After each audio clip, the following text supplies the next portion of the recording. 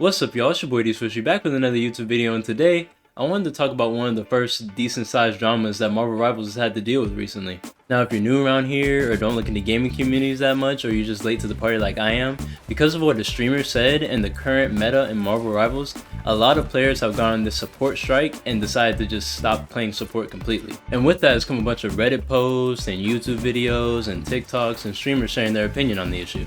Now as far as it goes as to why I'm here, for as long as I can remember, if there's been a support role in a game, I've always loved playing it and just supporting my friends and teammates. And whether it be a game like Wizard 101 where you can make a life wizard, or Battlefield where you can res your teammates with a defibrillator, or technically in 2K when I'm running point guard, I love to get assists for my teammates. And then of course, especially in Overwatch and Marvel Rivals.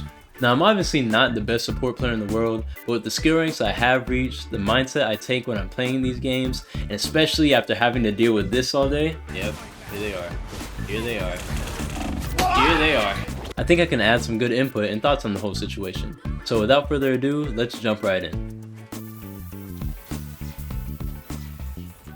So one of the big catalysts of this whole situation is that an old clip of the high-ranked DPS streamer Necros resurfaced talking about why he hates support players. This is why I hate support players, guys. I hate support players because they are literally allergic to good takes. They're just morons. They're idiots and I hate them. I hate them. They never have any good takes. It's exactly what ruined Overwatch. So apparently that clip was from season 1, so it's pretty old, but there have been people saying he said that support players are carried and boosted, but I'm not sure how true those statements are. But I know this caused an uproar in the community, and especially with support players. Now honestly for me, I don't think what he said should have gotten people as angry as they did. For one, this seems like rage bait, and Necros has had his moments of rage baiting supports in the past. And I'm pretty sure the dude knows that most of the supports in his games aren't boosted or skillless, especially when he has fellow big streamers around who play support like MO7 or Aspen or CarQ, who all showcase how good they are to people all the time. He's even matched up with them in the past in Overwatch and Marvel Rivals, whether it be on his team helping him or on the enemy team hurting him. I understand that he has a big following and maybe shouldn't be saying stuff like that on stream,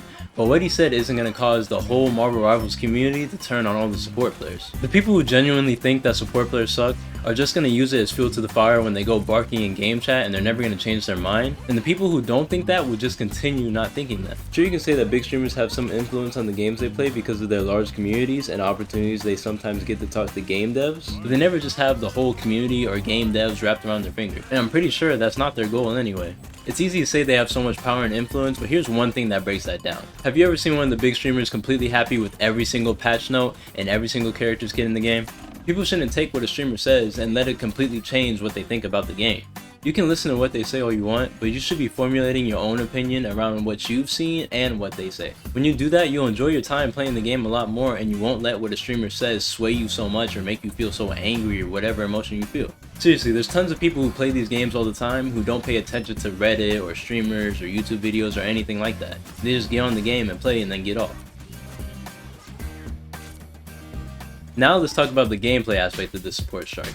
Another big reason people don't want to play support right now is because the meta is focused on dive. When you're playing support, dive is probably the most annoying meta that you can go against because the whole focus is that people play mobile characters and all try to go on you and kill you first. And they do that because the supports are usually the easiest targets to go after, and once they're gone, the rest of the team just crumbles. Right now in the game, a lot of dive and flank characters are really strong right now, so a lot of the time you will see a dive comp being run against you, especially because one of the best dive counters is getting banned all the time, that being the Morph. So a lot of support players have just decided, you know what, I'm done, I'm not coming back until they do something about this. Now as a higher ranked support player who's been willingly dealing with this meta, I truly believe there's two sides to the coin when dealing with this whole situation. One thing is, when you're trying to climb ranks as a support, dive can actually be like a skill check, and I don't mean to be mean when I say that. Yes, dive is one of the most annoying things to deal with when you're playing ranked, but sometimes people who are playing support don't think about how their support runs against a certain comp, or they're not using their kits to their full potential. One of the examples of the first thing is like for me, I play a lot of Luna Snow, but she genuinely isn't like one of the strongest characters against dive. She has her freeze, her skates, and when she's using her ability, she self-heals. But sometimes when there's just too much dive going on, you can't really play Luna. There's just too much going on, and you don't have as much sustainability as some other characters do. When I'm playing Luna and I see they have dive, I'll try to see if my skill can help me stay alive and be effective. But if it starts to get too much, I'm going to switch to a character that has more survivability options. But if I start to get overwhelmed and I'm dying too much not helping my team, I'll try to switch to one of the characters that has a lot more sustain than I do as Luna. The problem is with some support players, when they see their skill isn't helping them enough to stay alive on a character that doesn't have as much survivability, they'll continue to run the character because they're helping somebody with the team up, or they don't know any other characters, or they're just being stubborn. Sometimes, my fellow support players, you have to give up that team up because you dying is outweighing the value of it. Or you just have to give up your ego and play a character like Rocket or Cloak and Dagger if you don't know Loki, because they have high survivability better than characters that you're playing at the time. Now with the second thing, some of you guys have to spend more times with the characters that you play and truly understand how they work. Or when you're dealing with dive, you have to stop panicking when it happens and think about what you're doing. In some games sometimes, there's uncoordinated dive because people aren't in voice chat or they're just not trying to synergize and there's only like one person going in. And I still see some support players even having some problems with that when it's one of the weaker dive characters. And it'll be sometimes because they just start panicking or they're not using their abilities right. For one, it always scares me the amount of Cloak and Daggers I've seen just Dark Dimension immediately as they start getting attacked. As Cloak and Dagger, if dive's giving you trouble in a game, the last thing you should do is Dark Dimension. That should be your last line of defense. One of the best things you can do when you're getting solo dive is just throw a bubble down at your feet and then start shooting whoever is attacking you. It seems like there's a lot of Cloak and Daggers who still don't know this, but the daggers that Dagger throws also do splash healing. So if there's somebody sitting right in front of you just trying to attack you and you keep shooting them, the splash off of the damage you're doing to them also heals you. A lot of times when I feel the need to go Cloak and Dagger and there's so much pressure on me, I'll throw the bubble on myself and I'll just keep shooting the people in front of me, and if I get really low, I'll try to Dark Dimension and fall back in my bubble at the last second. And that's usually enough to keep me alive and still help the rest of my team, because when you're getting hard focus as Cloak and Dagger, the rest of the team is not taking as much pressure, so you using their bubble on yourself isn't hurting them directly. The same goes for some other characters though, because I've seen some Rockets forget that they can actually wall run, and when you dash off the wall while you're running, you get a super boost. Or they forget that their res station has that extra jump pack they can get at the beginning of the fight, so when you get super dive, you can just jump up in the air and dash away and just stay alive like that. I've seen Lunas hold their abilities and not heal themselves with them. I've seen Invisible Women's pull people towards them instead of push. Some people need to spend some more time in the lab and understand completely how their character works, or they need to just stop panicking when it's happening. When you see dive characters in the game, you know it's gonna happen. When it happens, in the moment, you can't panic. If you panic and start just throwing your abilities everywhere, you're gonna die. If you're using your characters efficiently and you're focusing, you can stay alive a lot longer and help your team, and they can also help you in return because you're alive a little bit longer. I don't know, I'm just running. Solar's on me now, I'm running still. Now this next part goes for every role, but tank and DPS especially. Please stop flaming your supports in chat and help them with the dive sometimes. Yeah, there's a lot of times when we can deal with the dive character and survive, but if we're dealing with 2 or 3 people constantly coming at us the whole game, sometimes we need the help. We can't deal with all 3 at the same time and heal you and expect the game to go great. There's only so much we can do sometimes where you have Spider-Man, Venom, and Iron Fist all diving you at the same time.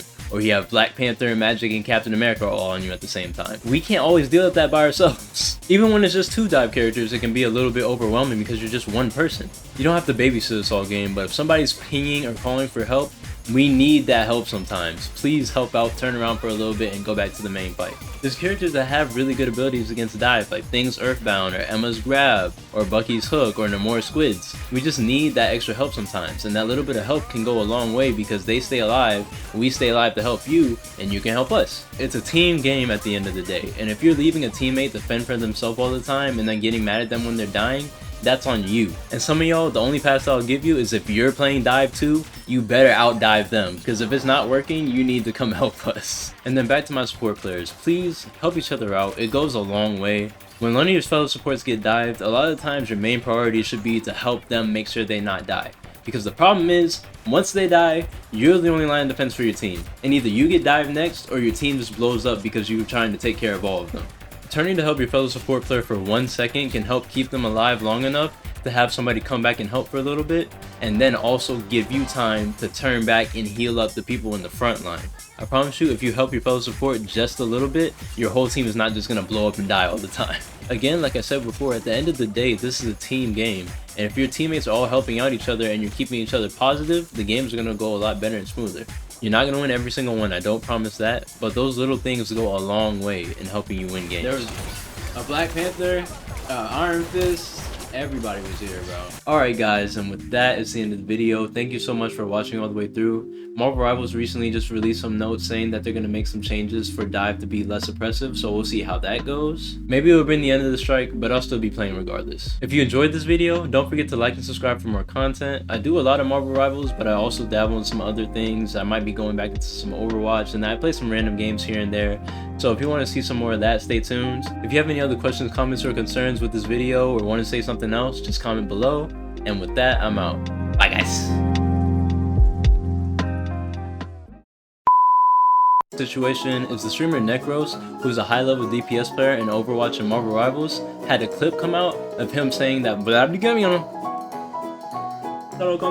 as long as I can remember, as thing that the streamer said and the meta of Marvel Rivals right now, no one of the big catalysts for